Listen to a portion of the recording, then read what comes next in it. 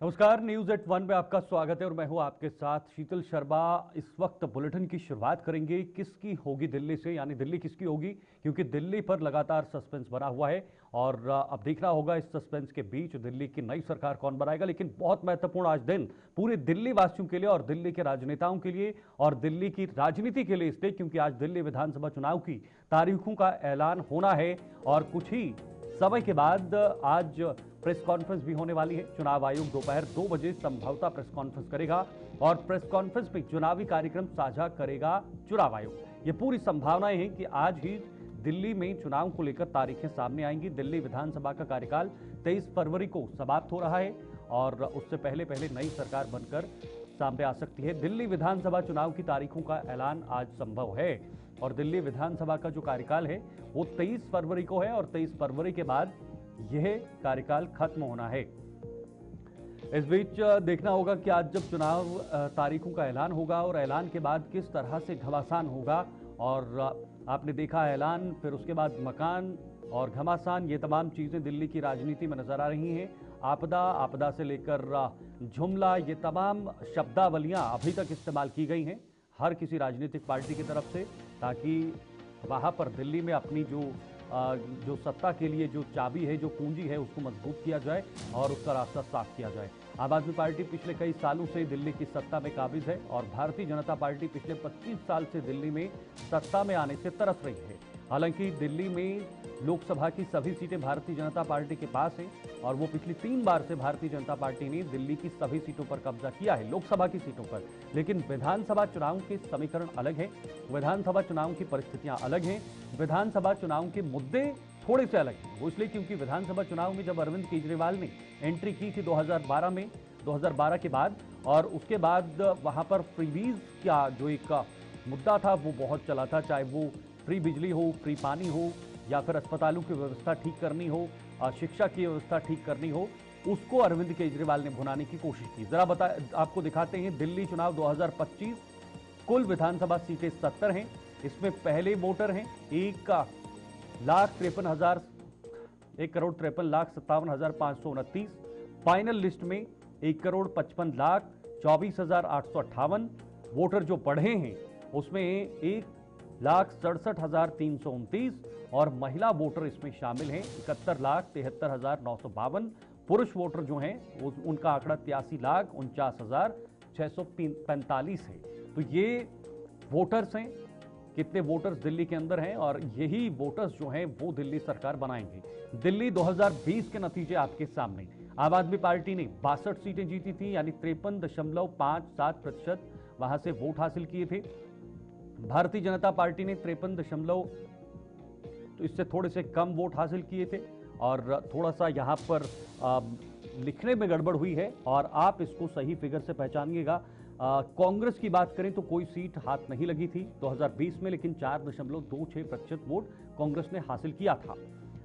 दिल्ली में 2015 के नतीजे आपके हित में 63 सीटें आई थी, भारतीय जनता पार्टी ने 3 सीटें जीती थी, कांग्रेस ने कोई सीट वहां पर नहीं जीती थी।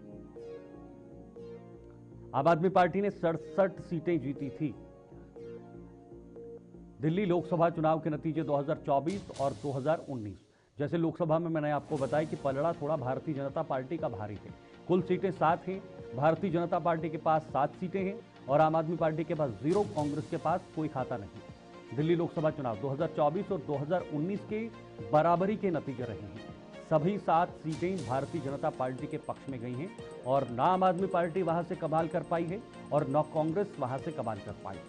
लेकिन बड़ी बात यह है कि पिछले 2 बार प्रधानमंत्री मोदी के चेहरे पर ही दिल्ली विधानसभा चुनाव लड़े गए हैं, लेकिन भारतीय जनता पार्टी को सफलता नहीं मिली है और सुनामी के तौर पर आम आदमी पार्टी ने 2 बार वहां पर विधानसभा, 3 बार वहां पर विधानसभा के चुनाव जीते हैं और 2 बार जबरदस्त बहुमत मिला है, प्रचंड बहुमत मिला है।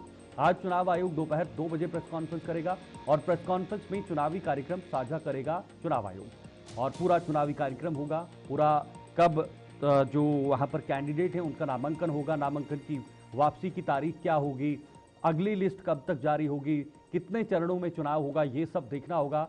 लेकिन फिलहाल 2 बजे तक इंतजार करना है। जब 2 बजे प्रेस कॉन्फ्रेंस करेगी चुनाव आयोग, उसके बाद धीरे धीरे ये साफ होगा कि दिल्ली में कितने चरणों में चुनाव होगा, क्या एक ही चरण में चुनाव करवाया जाएगा या अलग अलग चरण होंगे, ये देखना दिलचस्प है। लेकिन दिल्ली की सियासत काफी तेज है। चुनाव का शंखनाद शुरू हो गया है और आम आदमी पार्टी ने त्रिलोकपुरी से अंजना पाशा को प्रत्याशी बनाया है। अंजना पाशा ग्राउंड पर लगातार एक्टिव रही है, पूर्व में भी इनके पास अनुभव है। कैसे देख रही है, पार्टी ने इतनी जिम्मेदारी, बड़ी जिम्मेदारी आपको दी है, क्या तैयारी आपकी, कैसे ग्राउंड पर लोगों के बीच पहुंचे हैं? देखो, पार्टी ने जो मुझ पर भरोसा दिखाया है, मैं पार्टी के हमारे सभी जितने भी पदाधिकारी हैं, केजरीवाल जी को बहुत बहुत धन्यवाद देती हूँ कि उन्होंने इतनी बड़ी जिम्मेदारी मेरे को दी। और हम लोग अब नहीं, जिस दिन से हमारा लिस्ट आई थी उसी दिन से और उससे पहले से ही, क्योंकि मैं 10 साल यहाँ पार्षद रही, हम लोगों ने काम किया और हम बिल्कुल ज़मीन पर रहकर काम कर रहे हैं। और जो क्षेत्र की जनता है वो हम केजरीवाल जी को पसंद करती है और वो हम पे जरूर भरोसा दिखाएंगे। आप स्वयं महिला हैं, 2100 वाली जो योजना है उसका क्या रिस्पांस है? क्योंकि कल कांग्रेस पार्टी ने कहा है कि हम 2500 रुपए दे रहे हैं, आप लोग कह रहे हैं कि हम 2100 रुपए देंगे, तो क्या रिस्पांस इसका मिल रहा है? लोग कैसे कनेक्ट कर रहे हैं? देखो, हमारी जो महिला सम्मान योजना है उसमें हम पिछले 20-22 दिनों से काम कर रहे हैं और जिस तरीके से महिला सम्मान के तहत महिलाएं जो केजरीवाल जी को, क्योंकि महिलाएं केजरीवाल जी को पहले भी चाहती हैं और अब इस स्कीम के आने से जो बीजेपी एकदम बौखला गई है, तो बीजेपी को डर लगने लगा है भाजपा को कि भाई अब तो उन्होंने अपनी हार मान ली है, तो इस वजह से वो अलग अलग तरीके से उन लोगों ने षड्यंत्र भी रचना शुरू कर दिया था। उन्होंने हमारे जो हमने कैंप लगाए उनको भी हमें डिस्टर्ब किया, जो हमारे वॉलंटियर डोर टू डोर कर रहे थे उसमें भी हमें दिक्कत डाली। लेकिन हम इससे डरने वाले नहीं हैं, हमारा रजिस्ट्रेशन चालू रहेगा और महिलाएं, जो दिल्ली की महिला क्या बुजुर्ग भी, क्योंकि केजरीवाल जी बुजुर्गों के लिए भी एक सुरक्षा कवच लेके आए हैं, महिलाएं भी, यूथ भी, सारा केजरीवाल जी को मुख्यमंत्री देखना चाहता है, वो केजरीवाल जी को मुख्यमंत्री बना कर। किन मुद्दों को लेकर आप ग्राउंड पर जा रही हैं, क्या तैयारी है, क्या क्या बातें आप क्या जन संपर्क कर रही हैं, क्या संवाद आपका जनता से हो रहा है? देखो, हमारे पास कोई मतलब ऐसा वो नहीं है, क्योंकि केजरीवाल जी ने दिल्ली के अंदर काम किया है, दिल्ली के लोग उनको पसंद करते हैं, जो हमारी उपलब्धियां हैं हम उनको लेके जा रहे हैं। और मुद्दा एक जो आपने देखा होगा दिल्ली के अंदर लॉ एंड ऑर्डर का है, वो इनके भाजपा वालों के पास है, अमित शाह जी के पास है, ये उसको नहीं कर पाते। आज दिल्ली के अंदर महिलाएं सुरक्षित नहीं है, आए दिन देखिए महिलाओं के साथ गलत व्यवहार होता है, बच्चियां हमारी कॉलेज जाती हैं उनके साथ गलत व्यवहार होता है, रेप होती हैं बच्चियों के, तो इनके पास सिर्फ एक चीज है, ये उसको ठीक से नहीं कर पा रहे, तो दिल्ली को क्या संभालेंगे? हम कहते हैं आप दिल्ली का लॉ एंड ऑर्डर।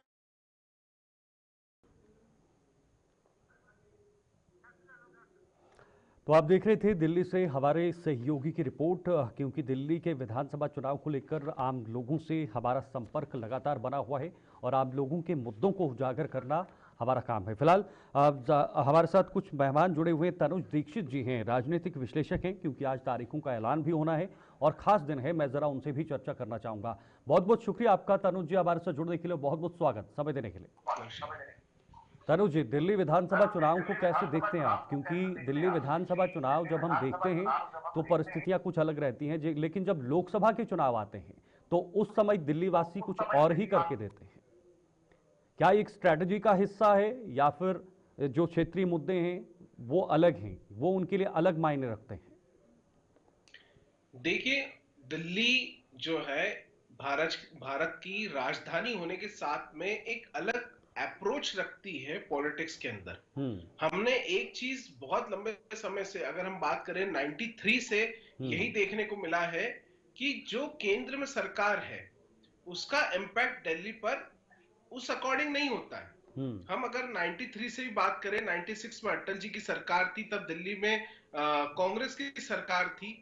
जब कांग्रेस की सरकार केंद्र में थी उस समय शीला दीक्षित जी जरूर मुख्यमंत्री थी, लेकिन दिल्ली का जो अप्रोच है वो एक डिफरेंट अप्रोच में ही देखा जाता है। जो परसेंटेज था, चाहे वो in perspective to the votings हो या सीट्स हो, वो 42-44% के आसपास ही देते हैं और उतने में गवर्नमेंट फॉर्म होती है। आज दिन तक पिछले 25 सालों में भारतीय जनता पार्टी 44% का जो आंकड़ा है वो क्रॉस नहीं कर पाई है। ये बहुत बड़ा मैटर है। लेकिन विगत 25 सालों में और खास करके आम आदमी पार्टी के 11 साल और 3 बार के सीएम रहे अरविंद केजरीवाल के इतिहास में, अब देखिए कुल मिलाकर के आम आदमी पार्टी से 4 बार मुख्यमंत्री रहे, 3 बार खुद केजरीवाल रहे, और एक बार आतिशी मरलेना सिंह रही। बिल्कुल। ऐसे में दिल्ली में अब आम आदमी पार्टी का जो वर्चस्व है वो भी कहीं ना कहीं एक डाउन देखने को मिलता है। निश्चित रूप से इस बार जो एक कयास लगाए जा रहे हैं, सत्ता में फेरबदल एक मजबूत नजर आता है। साथ ही जैसे आज इलेक्शन कमीशन, शीतल जी, हम देख रहे हैं जो आज इलेक्शन कमीशन अपनी प्रेस कॉन्फ्रेंस के जरिए डेट अनाउंस करेगा, चुनाव के बारे में जानकारियां प्रस्तुत करेगा। तो निश्चित रूप से एक चीज जो मुझे लगती है कि आज दिन तक दिल्ली के जो इलेक्शन है वो सिंगल फेज में होते थे। लास्ट इलेक्शन भी एक ही फेज में हुआ, 8 फरवरी को। मुझे लगता है इस बार जो इलेक्शन है वो कम से कम 2 फेज या 3 फेज में होंगे। पूर्वी दिल्ली और पश्चिमी दिल्ली के चुनाव, मुझे ऐसा लगता है कि कहीं ना कहीं आज हमको एक नई इसमें भी देखने को मुझे ऐसा लगता है कि कहीं ना कहीं इसमें भी 2 पार्ट में देखने को मुझे मिलेगा और ये कयास लगा सकते हैं। जी बिल्कुल। अरविंद केजरीवाल की आपने बात की, पिछले 3 बार से वो मुख्यमंत्री रह चुके हैं। अरविंद केजरीवाल के लिए इस बार की चुनौतियां क्या है, क्योंकि वो जेल से बाहर आए हैं, भ्रष्टाचार का दाग उन पर लगा हुआ है। हालांकि जेल से बाहर आने के बाद उन्होंने मुख्यमंत्री पद से इस्तीफा दिया और आतिशी को मुख्यमंत्री बनाया। अब क्या दावेदारी सिर्फ अरविंद केजरीवाल की मजबूत है या फिर उसमें भी कहीं ना कहीं हल्की सी नोकझोंक देखी जा सकती है? कि अगर हम बात करें तो अरविंद केजरीवाल को इस बार कोई किसी तरीके का वो नहीं है। हम अगर बात करें कि उनको इस चीज से कोई डर नहीं है। देखिए, यहाँ प्रॉब्लम ये है कि माननीय सर्वोच्च न्यायालय ने एक आदेश पारित किया था जिसमें उनको ये कहा था कि वे सीएम ऑफिस नहीं जा सकते, कोई सरकारी फाइल को साइन नहीं कर सकते। तो ये बहुत बड़ा अभी प्रश्न है, क्या वो विधानसभा के चुनाव जीत भी गए और जीतने के बाद अगर सरकार बनती भी है तो ये बहुत स्पष्ट दिख रहा है बतौर सुप्रीम कोर्ट का जो ऑर्डर है उसके तहत कि क्या वे कार्य करना तो उनके लिए नामुमकिन रहेगा सीएम ऑफिस में। क्योंकि देखिए, जब तक ये जो बेल के ऑर्डर थे, ये जो ऑर्डर्स थे, ये basically in perception of his case जो चल रहा है ऑलरेडी कोर्ट के अंदर, उसके संबंध में ऑर्डर है। तो जब तक केस चल रहा है, केजरीवाल की जो कट्टर ईमानदार की जो छवि है वो बदली गई कट्टर भ्रष्टाचार के रूप में। अब केजरीवाल ये कह रहे हैं कि जनता जब हमें पूर्ण बहुमत से फिर से चुनेगी, अच्छी सीटें हमें मिलेगी, तो मेरी छवि फिर से कट्टर भ्रष्टाचार से कट्टर ईमानदार के रूप में होगी। तो क्या आपको लगता है कि ऐसा होगा इस बार के चुनाव में? हालांकि जो कानूनी प्रक्रिया है वो अलग है। हम कानूनी प्रक्रिया को इसलिए लेके चल रहे हैं कि कोर्ट ने ही, सुप्रीम कोर्ट ने ही ऑर्डर दिया है कि वो एज एन चीफ मिनिस्टर अपने रोल प्ले नहीं कर सकते, सीएम ऑफिस नहीं जा सकते, फाइलें साइन नहीं कर सकते। देखिए, अभी चुनाव होने से वो ऑर्डर खत्म नहीं हो जाएगा, इसको समझना होगा। उन्हें माननीय सर्वोच्च न्यायालय में भी इसके संबंध में याचिका दायर करनी होगी या इस पर सुनवाई करवानी होगी। हालांकि मुझे नहीं लगता, क्योंकि बहुत बड़ा मामला है शराब नीति घोटाले का, मुझे नहीं लगता है कि सुप्रीम कोर्ट इसमें किसी भी तरीके की पिटीशन में सुनवाई करेगा और ऐसे कोई ऑर्डर में उन्हें छूट मिलेगी। तो ये बहुत, देखिए, सबसे बड़ा सवाल जो आपने किया, आम आदमी पार्टी का जो भरोसा पहले था एक अरविंद केजरीवाल के ऊपर, लोगों का भरोसा आम आदमी पार्टी और अरविंद केजरीवाल पे था, लेकिन ये कहना बेहद मुश्किल है कि वो उतना ही भरोसा आतिशी पर पे भी दिल्ली के लोगों का है या नहीं। क्योंकि शीतल जी, एक परसेप्शन अलग है और ये तो एक कंटेस्ट ही अलग है। तो ऐसे में दोनों का हमें ये देखना होगा कि दिल्ली की जनता क्या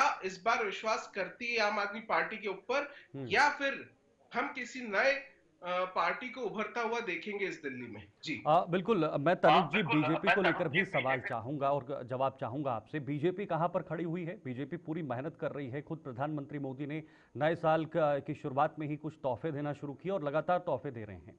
एक तरफ आम आदमी पार्टी की फ्रीबीज, और उस पर उन्होंने कामयाबी हासिल की है पिछले चुनाव में, और इससे ये भी पता लगता है कि दिल्ली वालों को क्या चाहिए। दिल्ली वालों को या छोटे छोटे मुद्दे चाहिए, बिजली चाहिए और फ्री बिजली होगी तो और भी ज़्यादा अच्छा है, पानी चाहिए, फ्री पानी होगा तो और भी ज़्यादा अच्छा है, मोहल्ले क्लिनिक बनेंगे तो उनसे और भी उनकी राह आसान होती है। ये तमाम चीज़ें हैं। तो क्या एक बार फिर से अरविंद केजरीवाल के सामने भारतीय जनता पार्टी के मुद्दे फीके पड़ते हुए नजर आएंगे?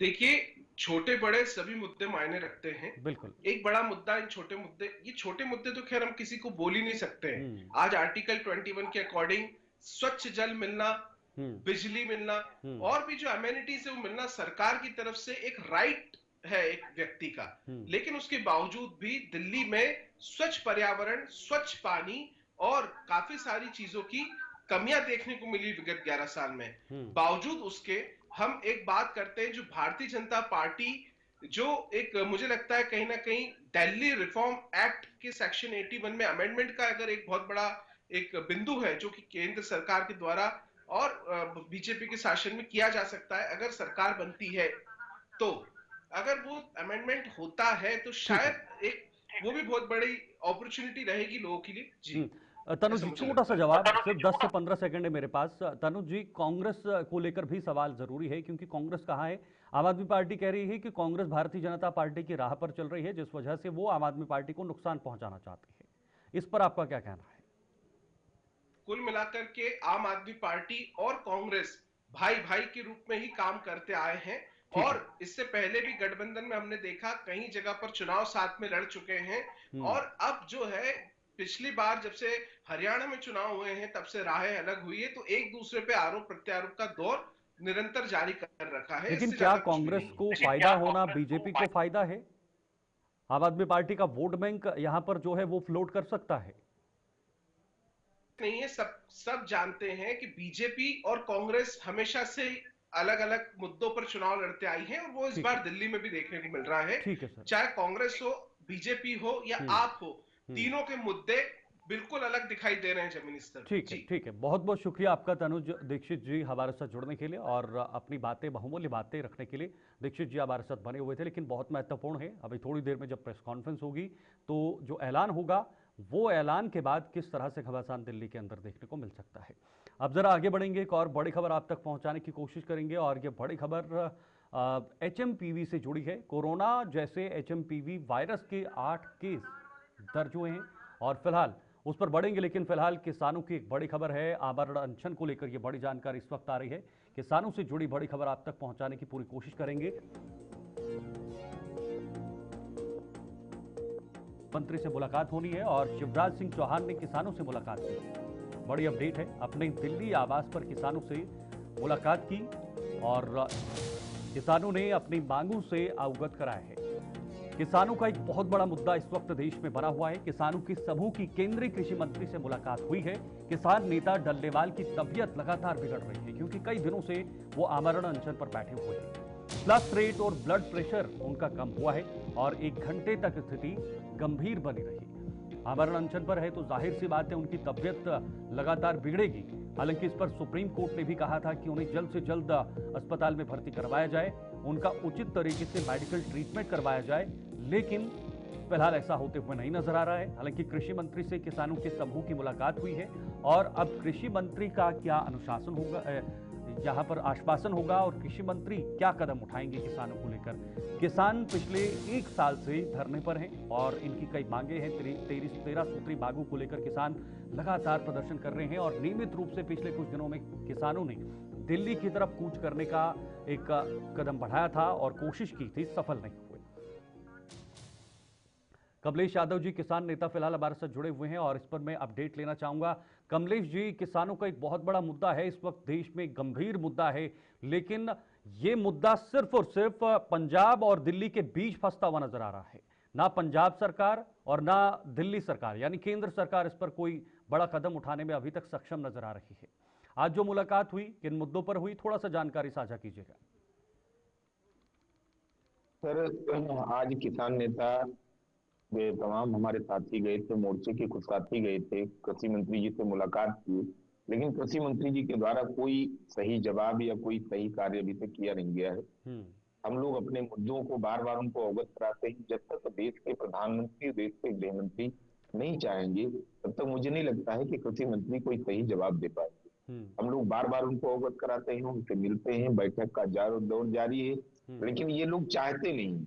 ये केंद्र सरकार की जिम्मेदारी है कि जिन मुद्दों पर हमारा पहले समझौता हुआ था, जितनी चीजें हमसे कही गई थी, जो सरकार के द्वारा चिट्ठी जारी की गई थी, हम बार बार उन मुद्दों से इनको अवगत कराते हैं कि जब देश के उपराष्ट्रपति ने सीधे कृषि मंत्री से बात की, कई बार सवाल किया, जवाब मांगा, जब उन्होंने उपराष्ट्रपति को जवाब नहीं दिया तो हम किसानों को क्या जवाब देंगे।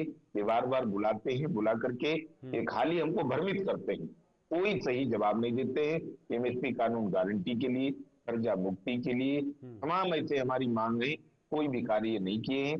आज हमारा डेलीगेशन गया है, अभी तक बातचीत चल रही है। जैसा भी निकल करके जो सवाल आता है उसका जवाब प्रेस कॉन्फ्रेंस में किसान नेता और संयुक्त किसान मोर्चा के सभी लीडर कमलेश देंगे। जी, जो रवैया केंद्र सरकार ने दिखाया है या जो किसान जिस तरह से आगे बढ़ रहे हैं, क्या आपको लगता है कि ये मांगे इस वक्त केंद्र सरकार पूरी करेगी?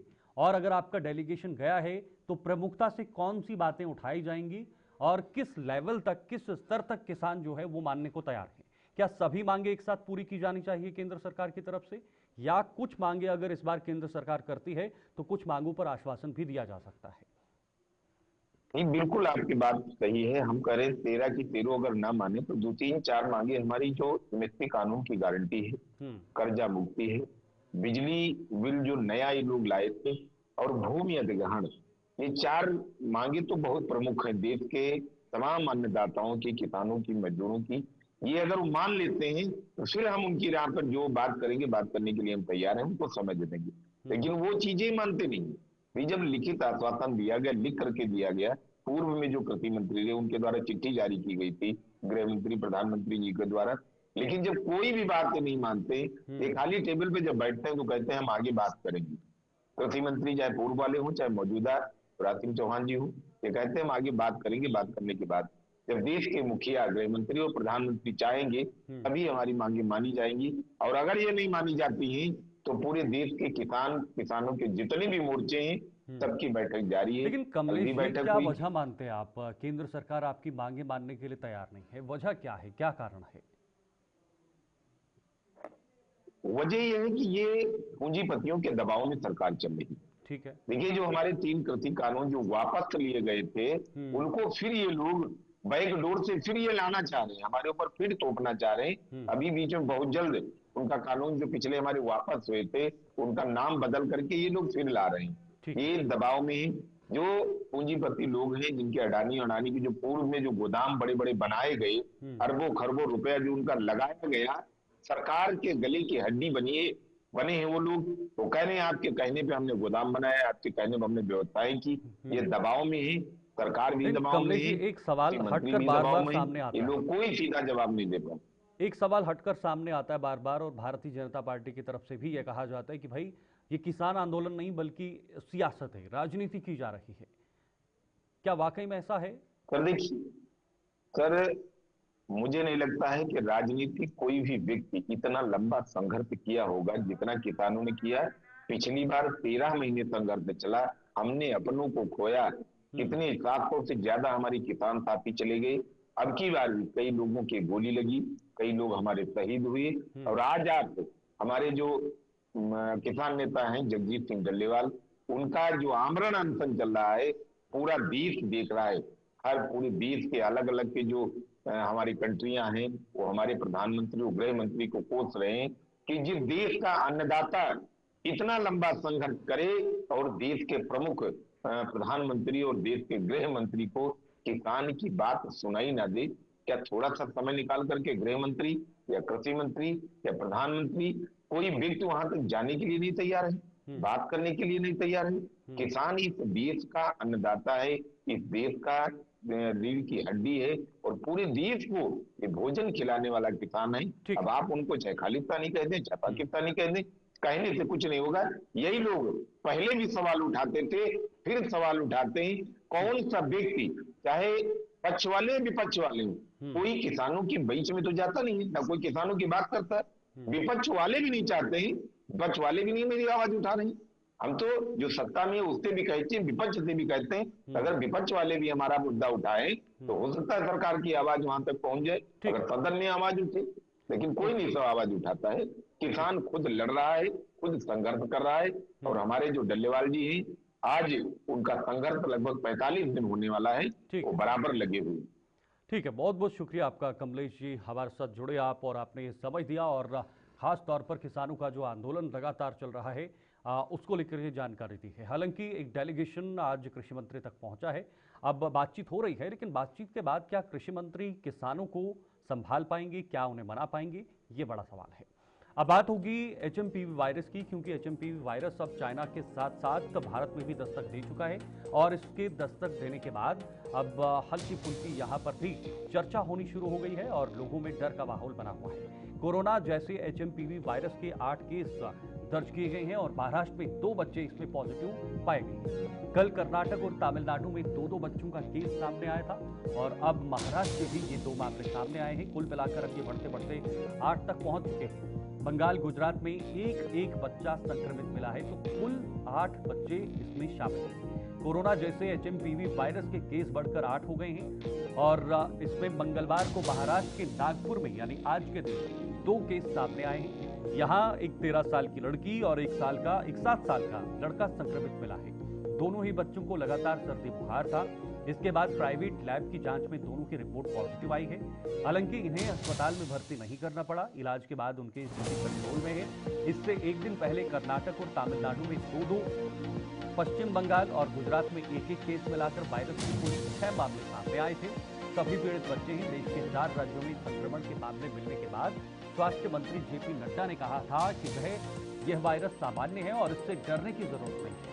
हालांकि इस पर खुद सरकार या मंत्रालय ने भी कहा है, स्वास्थ्य मंत्रालय ने भी इस पर अपनी टिप्पणी रखी है। उन्होंने कहा है कि इतना खतरनाक वायरस नहीं है। ये वायरस आज का नहीं बल्कि बहुत पुराना है। 2001 में ये इंट्रोड्यूस किया गया है। ये स्वास्थ्य मंत्रालय की रिपोर्ट है। उनका कहना है कि 2001 में इंट्रोड्यूस हुआ है और उसके बाद से ही ये देश दुनिया में है। लेकिन आज जाकर ये खुलकर सामने आ रहा है क्योंकि चाइना में लगातार इसके केसेस बढ़ रहे हैं। चाइना में एक बार फिर से इस वायरस ने तांडव मचा के रखा है और चाइना के लोगों में दहशत का माहौल नजर आ रहा है। हालांकि अभी तक एचएमपीवी को बच्चों का संक्रमण बताया जा रहा है क्योंकि बच्चे इससे ज्यादा प्रभावित नजर आ रहे हैं और भारत में भी 8 बच्चे जो हैं उसकी जद में आ चुके हैं।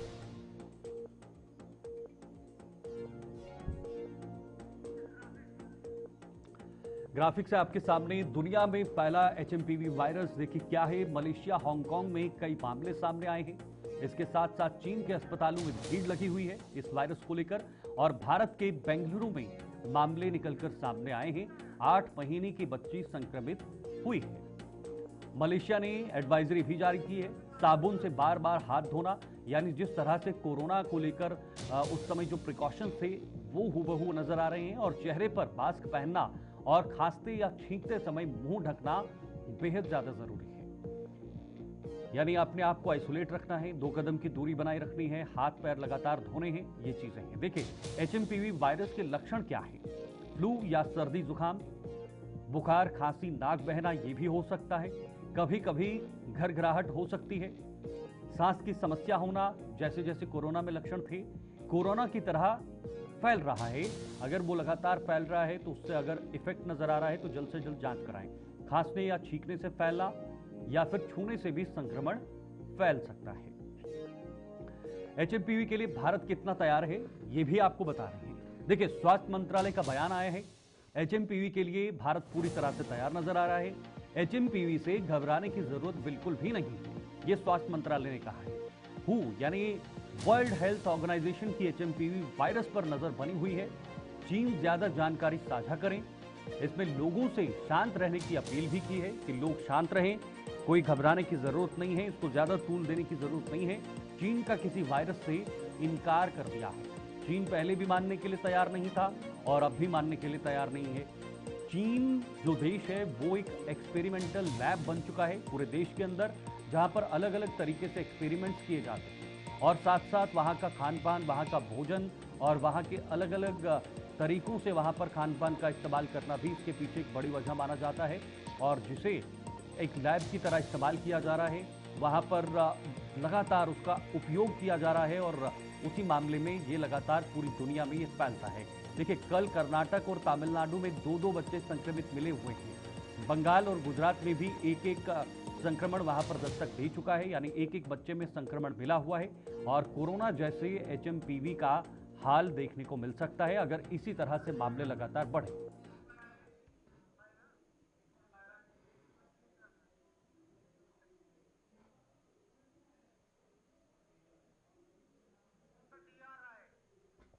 Doctor DR. राय, पूर्व सचिव आईएमए से हमारे साथ फिलहाल जुड़े हुए हैं। इस पूरे मामले को लेकर, इस पूरी एचएमपीवी वायरस जो है, इसको लेकर पूरी जानकारी मैं लूंगा और मैं चाहूंगा कि आप भी इसको देखें और जानें कि आखिर वायरस क्या है और इस वायरस से कैसे हमें बचना चाहिए, इससे कितना घबराने की जरूरत है या नहीं है, ये भी एक बहुत बड़ी बात है। तो डॉक्टर डी.आर. राय जी, पूर्व सचिव आईएमए से हमारे साथ बने हुए हैं।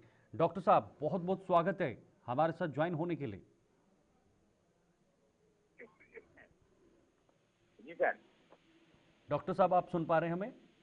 हाँ बिल्कुल, मेरी आवाज आ रही है? बिल्कुल बिल्कुल सर। डॉक्टर साहब, एचएमपीवी क्या है और कैसे हम इसको सबसे पहले डिफाइन करेंगे? देखिए, एचपीएन वायरस जो है ये भी एक तरह से इन्फ्लुएंजा का वायरस या इसको कोल्ड का वायरस कह सकते हो। सबसे बड़ी चिंता हमारे देश के अंदर आज ये लगी हुई कि 2000 के अंदर या 2019 के अंदर जिस प्रकार से कोविड ने एंट्री की थी और चाइना ने बड़ी शांति रखी उसके ऊपर, 4 महीने के बाद बताया तो हम लोग सारे परेशानी में फंस गए। लेकिन ये वायरस भी आज का नहीं है। इसको सबसे पहले इस वायरस को हमने डिटेक्ट किया था 2001 के अंदर और ये हमेशा चलता रहता है। लेकिन जब भी सर्दी आती है, मौसम चेंज होता है तो इसके केसेस ज्यादा आने लग जाते हैं। ये वायरस जो है ना हमारे अपर रेस्पिरेटरी ट्रैक्ट के ऊपर इन्फेक्ट करता है और कभी कभी ये लोअर रेस्पिरेटरी ट्रैक्ट में भी चला जाता है और ये ज्यादा से ज्यादा आजकल बच्चों को ज्यादा इफेक्ट कर रहा है। और जो 65 और 60 से ऊपर के हैं, जो बीमारी से पीड़ित हैं, डायबिटीज हो गया, हाइपरटेंशन हो गया या कैंसर सर्वाइवर हैं, उनके ऊपर ये ज्यादा असर कर रहा है। अब सवाल ये उठ रहा है कि जिस वक्त देश के अंदर पैनिक ही हो गई है, मैं आपके माध्यम से अपने सब देशवासियों को ये कहना चाहता हूँ, आप लोगों को परेशान होने की जरूरत नहीं है। हमने वो त्राई देखी है पूरे विश्व वाली, जिसके अंदर कोविड के अंदर कि जिस वक्त सबको ये उम्मीद थी हिंदुस्तान बिल्कुल पैरालाइज होगा, लेकिन हम लोग लड़े। आज हमारे पास इस बीमारी को, एचएमपीवी को टेस्ट करने के हमारे पास पूरे साधन है। हमारे अस्पताल पूरी तरह से इक्विप्ड हैं और डॉक्टर हम लोग सारे के सारे तैयार बैठे हैं। कोई चिंता करने की आपको जरूरत नहीं है। और सरकार ने अपनी एडवाइजरी भी हर जगह इशू कर दी है, लेकिन उसके साथ साथ हमारा सहयोग देना बहुत जरूरी है। अगर किसी को खांसी बुखार हो जाता है, कृपा करके आप अपने आप को सबसे पहले तो आप अपने आप को आइसोलेट कर दीजिए और डॉक्टर से अपना जांच करवा के उसका इलाज कीजिए। डॉक्टर साहब, भीड़ में जबरदस्ती जाने की जरूरत नहीं है। अगर आप जाते हैं तो अपने मुंह को ढक के मास्क लगा के जाइए। हाथों को बार बार 20 सेकंड तक धोइए। अगर कोई ऐसी, जैसे आप दरवाजों को टच करते हैं जहां पर कि कई लोग दरवाजों को टच करते हैं तो उसके अंदर इन्फेक्शन के चांसेस हैं, तो अपना हाथ को धोइए या अल्कोहल के सैनिटाइजर से साफ कीजिए। ये बहुत जरूरी है। इन चीजों को अगर हम ध्यान देंगे तो हमें कोई चिंता की जरूरत नहीं है।